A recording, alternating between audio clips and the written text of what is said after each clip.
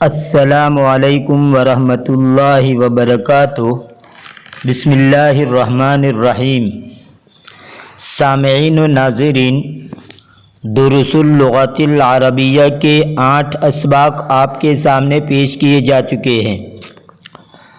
آج کا ہمارا یہ ویڈیو اسی کتاب کا سبق نمبر 9 ہے۔ اس سبق کے اندر مرکب توصیفی کو بیان کیا گیا ہے۔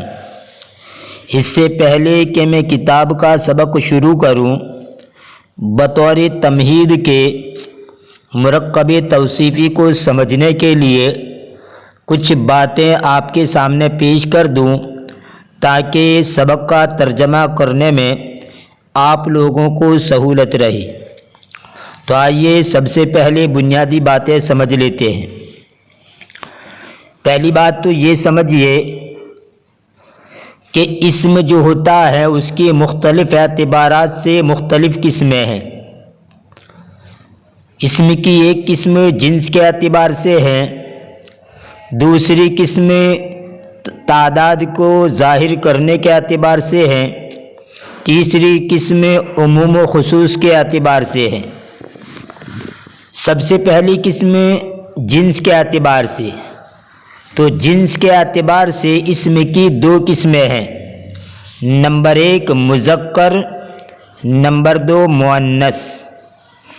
مذکر کو اردو کے اندر نر کہا جاتا ہے، انگریزی کے اندر اس کو میل کہتے ہیں، اور مؤنث کو اردو کے اندر مادہ کہا جاتا ہے اور انگریزی کے اندر اس کو فیمیل کہا جاتا ہے۔ مثلا ابن بیٹا، یہ مذکر ہے، اور اس کے ساتھ اگر آپ تا لگا دیں ابنتن، بیٹی، تو یہ مؤنث بن گیا۔ تو ابن بیٹا مذکر ہے، ابنتن بیٹی مؤنث ہے۔ ایسے ہی زوجن شوہر، یہ مذکر ہے، اور زوجتن بیوی، یہ مؤنث ہے۔ ملکن بادشاہ، یہ مذکر ہے، اور ملکتن بیگم یعنی بادشاہ کی بیوی، یہ مؤنث ہے۔ اور یہ قاعدہ عموماً اسم صفت کے ساتھ لاگو ہوتا ہے، ویسے اسم ذات کے ساتھ بھی تا لگا کر مؤنث بنایا جاتا ہے، جیسا کہ یہ جو مثال ابھی آپ کے سامنے پیش کی گئی اس میں ابنن، زوجن، ملکن، یہ تو اسم ذات ہیں، اس کے ساتھ تا لگا کر مؤنث بنایا گیا۔ تو اسم ذات کے ساتھ بھی تا لگا کر مؤنث بنایا جاتا ہے، لیکن یہ عموماً تو اسم صفت کے ساتھ لگا کر بنایا جاتا ہے، کبھی کبھی اسم ذات کے ساتھ لگ کر بھی بنا دیا جاتا ہے۔ اسم صفت کے ساتھ لگا کر بنائے، جیسے کہ صالحن، نیک، اس کے ساتھ تا لگائیں گے صالحتن، نیک۔ طویل، لمبا، اس کے ساتھ تا لگائیں گے طویلتن، لمبی۔ تو سب سے پہلی بات تو یہ سمجھیے کہ جنس کے اعتبار سے اسم کی 2 قسمیں ہیں۔ نمبر 1 اسم ذات، نمبر 1 اسم مذکر، اور نمبر 2 مؤنث۔ اب یہاں پر میں مذکر مؤنث کی پوری بحث بیان نہیں کرتا، بات لمبی ہو جائے گی، انشاءاللہ مستقل اس کا محل موقع آئے گا تو وہاں پر تفصیل سے بیان کروں گا۔ ابھی تو صرف اتنا یاد رکھیے کہ اسم کی جنس کے اعتبار سے 2 قسمیں ہیں، مذکر اور مؤنث۔ دوسری قسم اسم کی تعداد ظاہر کرنے کے اعتبار سے 3 قسمیں ہیں۔ نمبر 1 واحد، نمبر 2 تثنیہ، نمبر 3 جمع۔ واحدی اس کو مفرد بھی کہہ سکتے ہیں، واحد یا مفرد جو ایک پر دلالت کرے اس کو کہا جاتا ہے، اور تثنیہ جو 2 پر دلالت کرے یعنی 2 چیزیں بتائے اس کو تثنیہ کہا جاتا ہے، اور جمع جو 2 سے زیادہ پر دلالت کرے۔ مثلا بابن، دروازہ، یہ واحد ہے یعنی ایک دروازہ، واحد کہو مفرد کہو ایک ہی ہے۔ بابانے، 2 دروازے، یہ تثنیہ ہے، 2 بتاتا ہے، 2 دروازے۔ اور تثنیہ بنانے کا قاعدہ یہ ہے کہ واحد کے آخر میں الف اور نون زیر والا مکسور نون مکسور بنا دیا جائے تو تثنیہ بن جاتا ہے۔ تو بابان 2 دروازے اور ابوابن بہت سارے دروازے، تو بابن واحد ہیں، بابان تثنیہ ہیں، ابوابن جمع ہیں۔ تو اسم کی تعداد ظاہر کرنے کے اعتبار سے یہ 3 قسمیں ہیں۔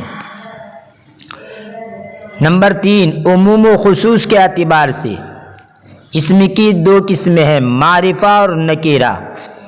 اس سلسلے میں بھی شروع میں کچھ کہہ چکا ہوں، معرفہ نکیرہ کس کو کہا جاتا ہے، لیکن یہاں پر ہی شارٹ میں کہہ دوں کہ معرفہ ایسے اسم کو کہا جاتا ہے کہ جو خاص چیز کو بتلائے، اور نکیرہ اس کو کہا جاتا ہے جو عام چیز کو بتلائے۔ مثلا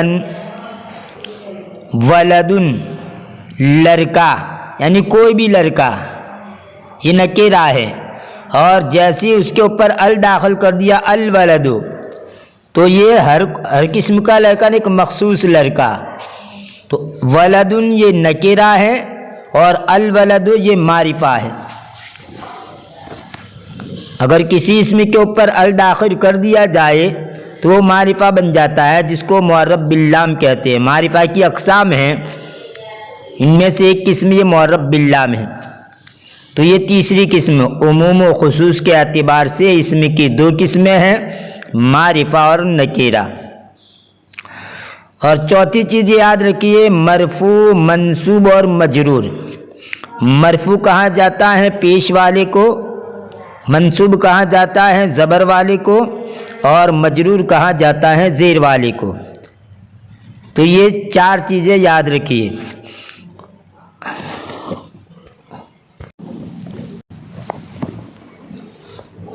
اب اس بنیادی باتوں کو سامنے رکھتے ہوئے اب آگے سمجھیے مرکب توصیفی۔ دیکھیے مرکب توصیفی کے اندر 2 جز ہوتے ہیں، پہلے جز کا نام موصوف اور دوسرے جز کا نام صفت۔ موصوف اور صفت کی تعریف سمجھیے۔ موصوف اس اسم کو کہا جاتا ہے کہ جس کی کوئی خوبی یا کوئی خامی بیان کی جائے۔ جس اسم کی کوئی خوبی یا خامی، 2 باتیں کہہ رہا ہوں، خوبی یا خامی، جس اسم کی خوبی یا خامی بیان کی جائے اس اسم کو کہا جاتا ہے موصوف، اور جو خوبی یا خامی بیان کی جائے اسی کو کہا جاتا ہے صفت۔ اور ان دونوں کو ملا کر، موصوف اور صفت دونوں کو ملا کر کہیں گے مرکب توصیفی۔ یہ تو تعریف ہوئی، اب قاعدہ سنیے۔ مرکب توصیفی کا قاعدہ یہ ہے کہ جیسا موصوف ہوگا ویسی ہی اس کی صفت ہوگی۔ موصوف واحد، تثنیہ، جمع، ان میں سے جو بھی ہو صفت بھی اسی طرح ہوگی واحد تثنیہ جمع ہونے میں۔ ایسے ہی موصوف اگر مذکر ہو تو اس کی صفت بھی مذکر آئے گی۔ موصوف اگر معرفہ ہو یا نکیرہ ہو تو صفت بھی اسی جیسی آئے گی، معرفہ یا نکیرہ۔ اور نمبر 4، موصوف مرفوع ہو تو صفت بھی مرفوع، منصوب ہو تو منصوب، اور مجرور ہو تو مجرور۔ تو یہ 4 باتوں کے اندر موصوف اور صفت کے اندر مطابقت ہونا ضروری ہے۔ انشاءاللہ مثالوں سے اچھی طرح سمجھ میں آ جائے گا۔ ہاں، ایک بات ہی یاد رکھیے کہ اگر جمع غیر ذوی العقول ہو تو ایسی صورت کے اندر صفت جمع بھی لا سکتے ہیں، لیکن عموماً واحد مؤنث صفت آتی ہے۔ اگر جمع غیر ذوی العقول ہو، غیر ذوی العقول کا مطلب یہ ہوتا ہے کہ جس کا انسان پر اطلاق نہ کیا جائے، انسانوں کو چھوڑ کر باقی جو چیزیں ہیں جانور وغیرہ وہ غیر ذوی العقول میں داخل ہیں۔ تو اگر جمع غیر ذوی العقول ہو تو صفت واحد مؤنث عموماً لائی جاتی ہے۔ جمع بھی لا سکتے لیکن عموماً واحد مؤنث لائی جاتی ہیں۔ تو یہ ہوئی مرکب توصیفی کی تعریف اور اس کے قواعد۔ اب آئیے مثال آپ کے سامنے پیش کرتا ہوں تاکہ یہ باتیں اچھی طرح آپ کی سمجھ میں آ جائے۔ ترتیب سے میں مثالیں پیش کر رہا ہوں۔ مرکب توصیفی نکرہ معرفہ کی مرفوع کی، اسی طرح مرکب توصیفی نکرہ معرفہ کی منصوب کی، اور مرکب توصیفی معرفہ نکرہ کی مجرور کی۔ اس طرح 6 صفحات آپ کے سامنے پیش کر رہا ہوں۔ پہلے 2 صفحات مرفوع کے، دوسرے منصوب کے اور تیسرے مجرور کے، اور ان میں بھی 2 نکرہ اور معرفہ دونوں۔ تب لیجئے یہ آپ کے سامنے میں پیش کر رہا ہوں۔ دیکھیے یہ حمارن، حماران اور حمرن، یہ تینوں یہاں پر موصوف ہیں، اور یہ صغیرن، صغیران، صغیرتن، یہ تینوں صفت ہیں۔ تو یہ حمارن صغیرن یعنی چھوٹا گدھا، حماران صغیران 2 چھوٹے گدھے، حمرن صغیرتن سب چھوٹے گدھے۔ تو دیکھیے جمع غیر ذوی العقول ہے، میں نے کہا تھا جمع غیر ذوی العقول ہو تو صفت واحد مؤنث آتی ہے، اس لیے یہاں پر صغیرتن لائے۔ تو یہ دیکھیے یہاں پر یہ نکرہ ہے، مرکب توصیفی ہے، یہ تینوں مثالیں مرکب توصیفی کی ہے لیکن نکرہ ہے، اور نکرہ میں بھی مرفوع ہے۔ دیکھیے حمارن صغیرن، حمارانی یہ الف حالت رفع، یہ اس کا گویا پیش سمجھیں گے۔ تو چھوٹا گدھا، 2 چھوٹے گدھے اور سب چھوٹے گدھے، ان دونوں کو ملائیں گے موصوف صفت تو اس کو کہیں گے مرکب توصیفی۔ اور یاد رہے مرکب توصیفی ناقص جملہ ہوتا ہے، ادھورا جملہ ہوتا ہے، پورا جملہ نہیں ہوتا۔ اب یہاں دیکھیے وہی مثال ہے، فرق اتنا ہے کہ یہاں پر یہ معرفہ بنا دیا، یہ ال لگا کر معرفہ بنا دیا۔ تو جب اس کو معرفہ بنا دیا تو یہ بھی معرفہ ہو گیا تینوں مثالوں کے اندر، اور ہے مرفوعی ہے۔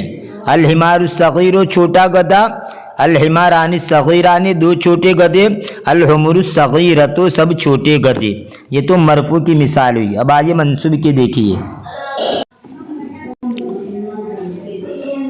ان حمارن صغیرن، دیکھیے ان لگانے کی وجہ سے یہ اسم جو ہوتا ہے وہ منصوب ہو جاتا ہے، یعنی زبر والا، جیسے حرف جر لگانے سے مجرور ہوتا ہے، اسی طرح انا اور دوسرے اور 5 ہے، انا، انا، کانا، لیتا، لاکن، لعل، اس کی مستقل بحث آئے گی۔ یہ 6 لفظ جو ہے وہ جس اسم پر لگتے ہیں وہ اس کو منصوب کر دیتے ہیں۔ ان حمارن صغیرن، تو یہ منصوب ہو گیا، تو یہاں پر بھی صغیرن منصوب ہو گیا بلا شبہ، چھوٹا گدھا۔ ان حمارین صغیرین، بلا شبہ 2 چھوٹے گدھے۔ ان حمرن صغیرتن، بلا شبہ سب چھوٹے گدھے۔ یہاں پر یا جو ہیں یہ اس کو آپ زبر سمجھیں گے، مرفوع کے اندر الف تھا، یہاں پر یہ یا کو یوں سمجھیں گے کہ گویا یہ زبر ہے، تثنیہ کے اندر یا کی شکل میں منصوب ہوتی ہے۔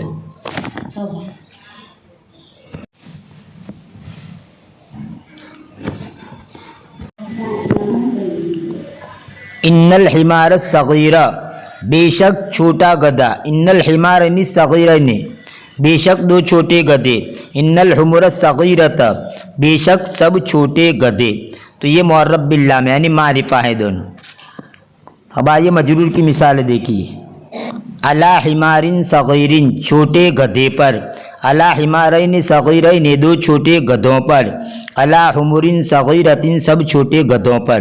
یہاں پر دیکھیے علی حرف جر کی وجہ سے موصوف مجرور ہو گیا، تو یہ صفت بھی مجرور ہو گئی، اور یہاں پر حالت جری کے اندر مجرور میں بھی یا ہی آتا ہے، یا لین، جیسے منصوب کے اندر ہوتا ہے اسی طرح مجرور کی حالت کے اندر بھی یہ یا ہی آئے گی، یعنی مجرور اور منصوب دونوں کی شکلیں یکساں ہوتی ہے۔ اور یہ نکرہ ہے، یہ مرکب توصیف یہ نکرہ ہے۔ اب یہ دیکھیے معرفہ، علی الحمار الصغیر، چھوٹے گدھے پر، علی الحمارین الصغیرین، 2 چھوٹے گدھوں پر، علی الحمر الصغیرۃ، سب چھوٹے گدھوں پر۔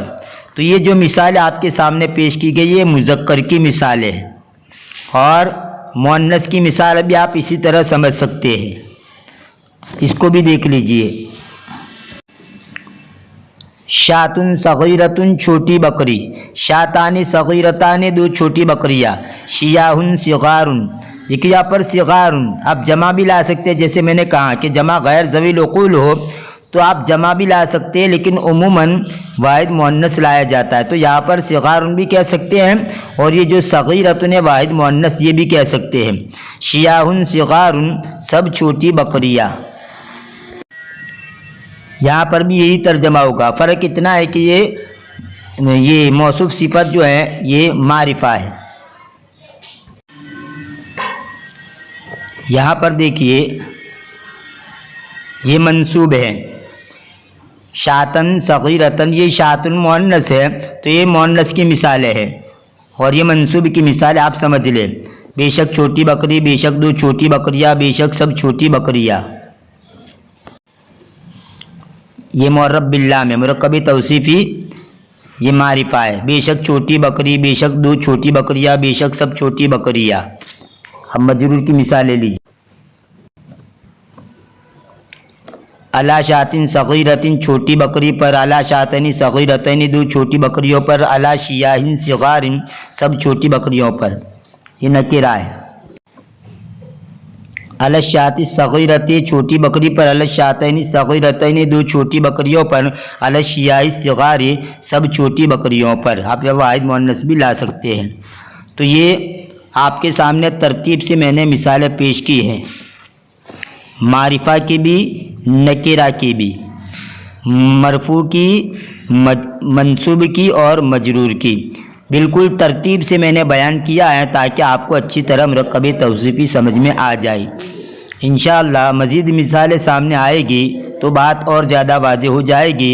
تو بس آج کے اس ویڈیو کے اندر اتنا ہی، یہ بطور تمہیدی ویڈیو ہے۔